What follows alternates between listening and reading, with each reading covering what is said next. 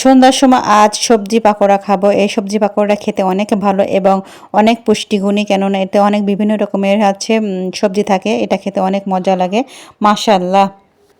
আজ মজার একটা রেসিপি নিয়ে চলে আসলাম।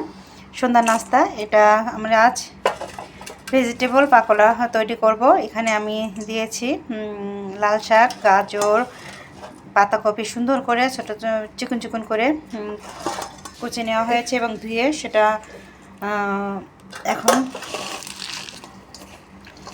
সুন্দর করে আগে থেকে একটু হাতে নরম করে নিচ্ছে।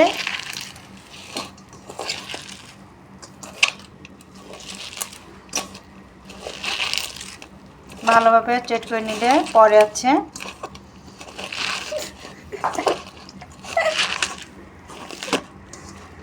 আমার মেয়েই তৈরি করছে। সন্ধ্যার নাস্তায় সবসময় মেয়েই তৈরি করে। মেয়ে এরা লক্ষ্মী, আর মেয়েরা অনেক গুণবতী। আমার মেয়ে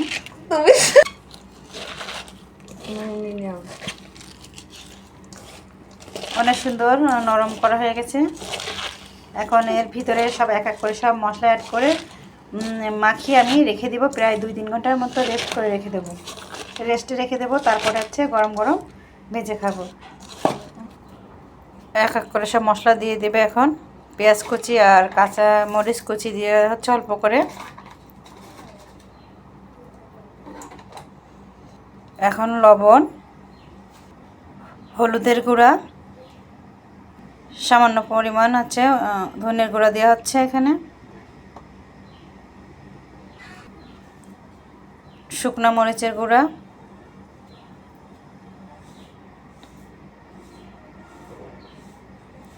ঠিক আছে। অল্প পরিমাণ জিরে গুঁড়া দেওয়া হলো। এখন সুন্দরভাবে মেখে নিচ্ছে। এখন এখানে হাফ বাটির মতো হাফ কাপের মতো কর্নফ্লাওয়ার অ্যাড করলো। এখানে চালের ময়দা অ্যাড করলো।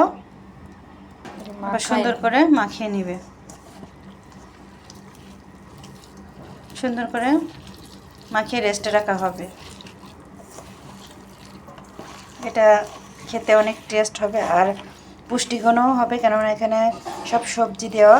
বাচ্চা কাচ্চাদের পুষ্টিগুণও পূরণ হবে এই সবজি থেকে। আর মুখর সুন্দর, অনেক সুন্দর একটা নাস্তা হয়ে যাবে। শেষে আর একটু ময়দা দেওয়া লাগছে। তো পানি পানি ছিল, এই জন্য করে একটু ময়দা দেওয়া হয়েছে।